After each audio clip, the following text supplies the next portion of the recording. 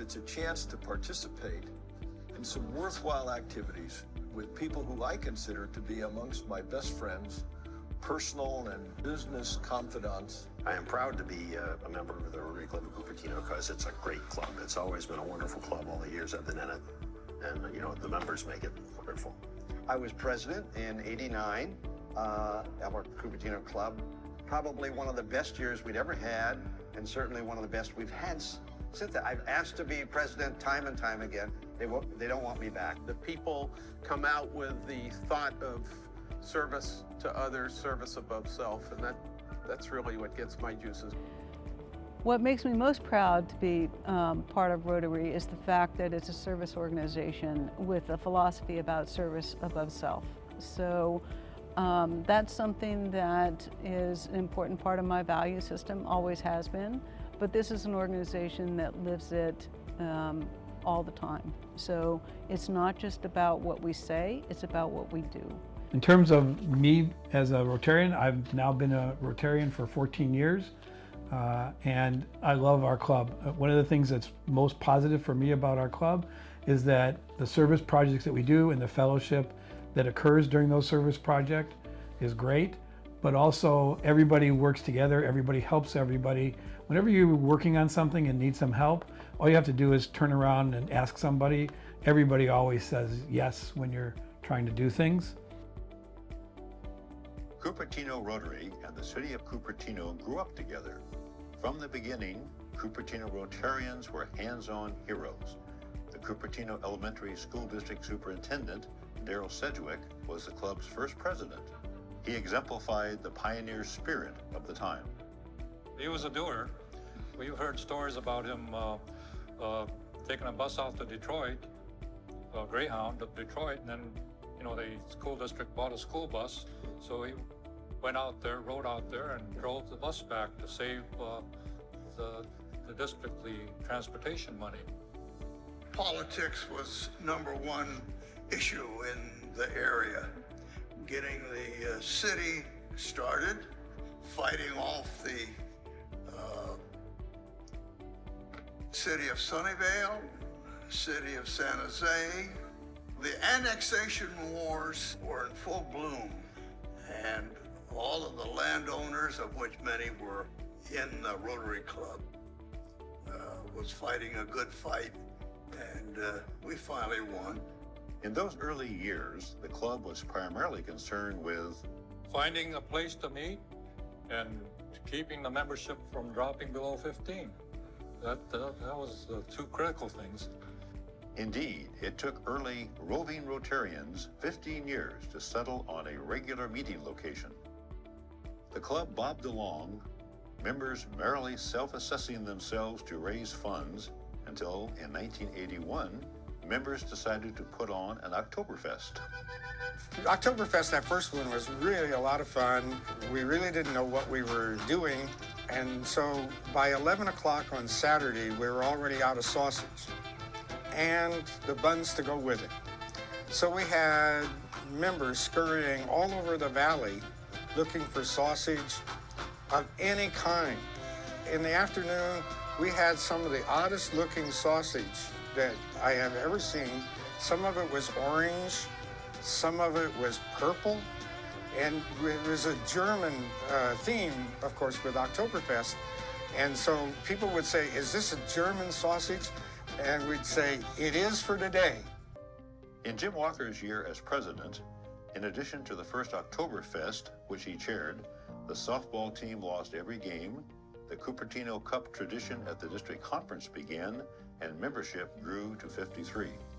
The year I became president in '83, '84, the momentum of the club had really started to build.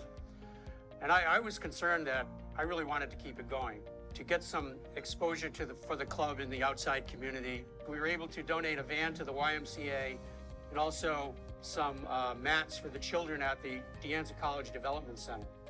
And lo and behold, not anything to do with me, but the team won the softball championship, so that was pretty fun. The other thing that was real helpful in the club in that day was we had about 50 to 55 members, but 20 of them were past presidents, and most of them were actively engaged. 1987 marked a milestone in Cupertino Rotary history. Herman Hitchman sponsored the first 3 women in our club, Yvette Del Prado, Betty Pacheco, and then Pat Jackson. Throughout our first 38 years of activity, Cupertino Rotarians focused primarily on serving their local community. In 1993, however, our club took on its first international project, a medical supply mercy mission to Estonia and the former Soviet Union. 90% of the members actually did hands-on work in going around to hospitals and getting these supplies. A group of us went to Estonia to try and get an idea of really what was needed. We had nothing but donations.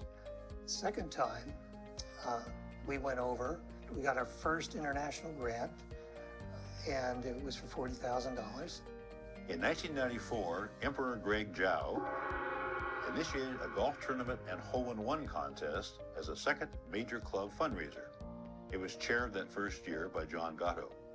In Darrell Stowe's year as president in 1998, the club took the further step of identifying a major beneficiary of the proceeds of each year's golf tournament.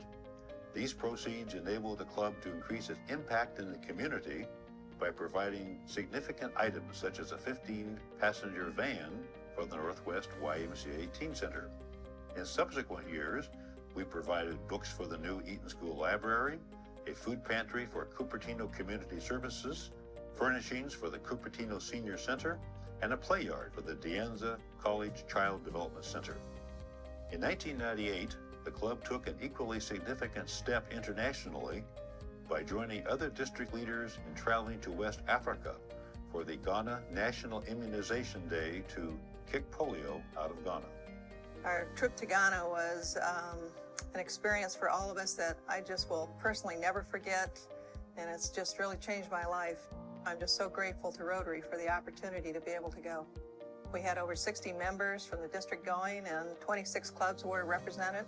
It's just a totally different world than what we're used to living in. There's so much poverty, but the people are so friendly, and you're just so grateful for the opportunity to be there to help children.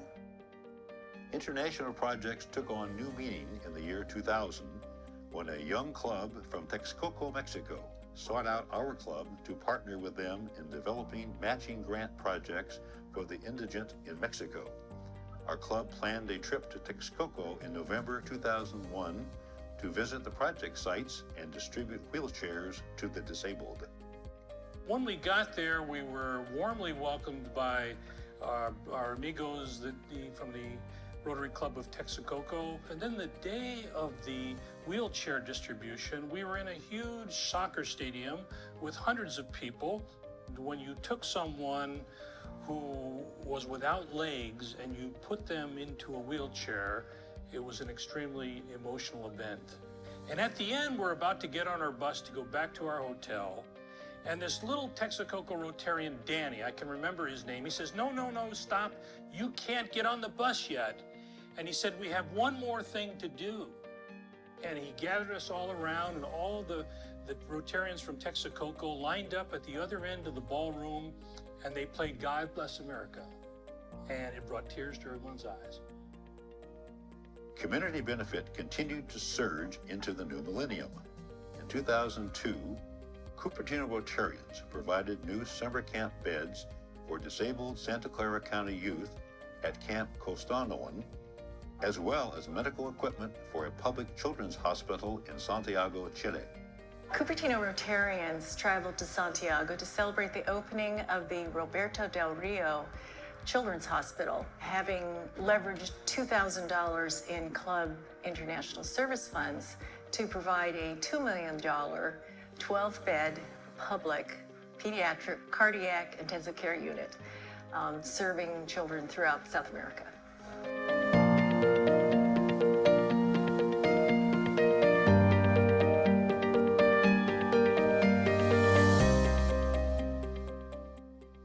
The other big change we worked on, it was really me with great leadership from Don Allen and Jim Walker. We decided our club needed to match our demographics, the demographics in Cupertino. It was a big issue in those days, but we decided to embrace it. And I can remember sitting down at Panera with Don and with Jim, and with a consultant that we'd hired to help us with this, and saying, you know, our club to be relevant has to be relevant to our community, and we began to think about ideas. So we began to think about ideas like working on schools in China, because schools were important to people of Chinese descent, and working at the Sankara Eye Foundation for people from India, and we just wanted to become relevant to the newcomers in our community. So where a lot of people were afraid of the changes in coming to our community, we decided Cupertino Rotary would embrace it. I was president in 2010-11, and for fellowship, it was really important. It was one of my 3 words that I used for my theme, and I could see that our club was growing significantly, and we needed to think about what to do to keep people together as a community. We were doing great projects, but we also needed to engage socially. I got to talking with Wendell Stevens. I thought he'd make a great Avenue of Service chair, but he really didn't want to do that. So I said, well, what else are you interested in? And we talked for a while, and he said, well, I love to read, and I like to play golf. So I said, reading, aha, a book group. How would you like to start a book group? The second thing that happened that year was the bocce group. My husband Phil and I love to play bocce, and have for a while, and yet we miss playing Rotary bocce. So what we did was start a Rotary bocce group. And it doesn't take much. So the changes that I've seen is much more of an engagement at our meetings before the meeting, during the meeting, when we have fellowship time, and people sticking around afterwards and talking. And even getting together socially outside of Rotary. They've now developed some really close friendships, and it's wonderful to see just go in the room and feel this buzz and a sense of community. It's really heartwarming. As our membership grew, the club expanded its local and international projects over the next decade, typically sponsoring 7 to 10 international initiatives. Local projects included sponsoring children for fishing trips at Lexington Reservoir, assisting Via West Operation Snowflake for children, teens, and adults with disabilities, planting a garden at the Quinlan Center, partnering with Rebuilding Together to repaint the homes of elderly or disabled residents, and sponsoring local Interact clubs. It's important to highlight the significant role played by past President Alan McLeod.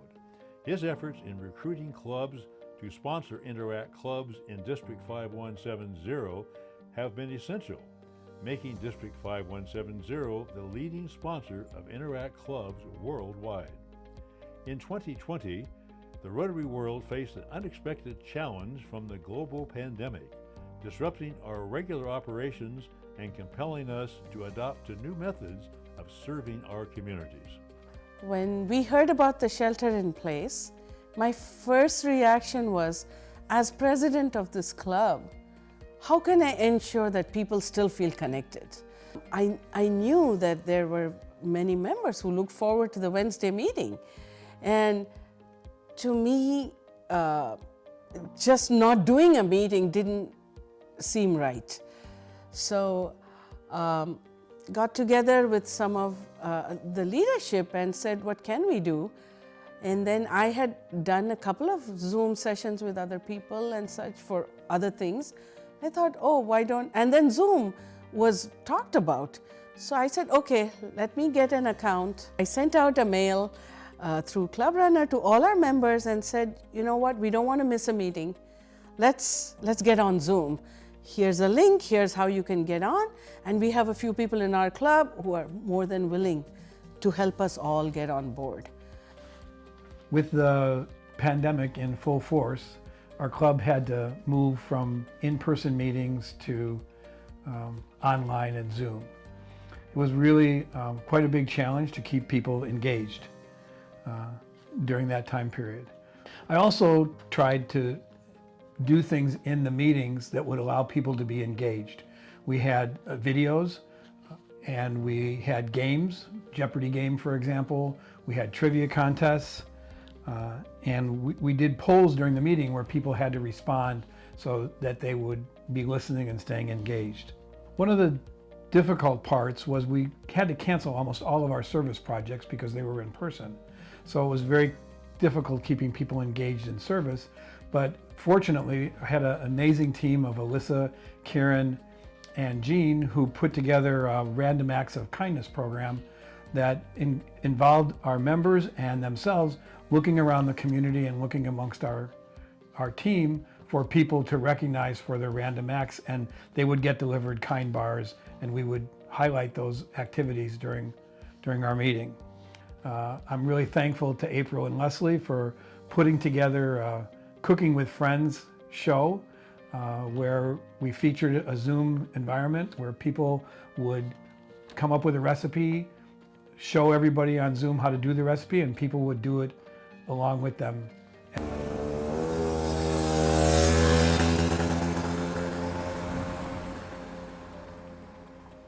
When I came into the Fund Development Officer role, the one thing that was really impressed upon me was that there was an appetite on the part of the club to figure out how to introduce some new fundraisers, because many of our traditional fundraisers were beginning to show signs of wear and tear and a gentle decline in terms of the net revenues they were bringing in.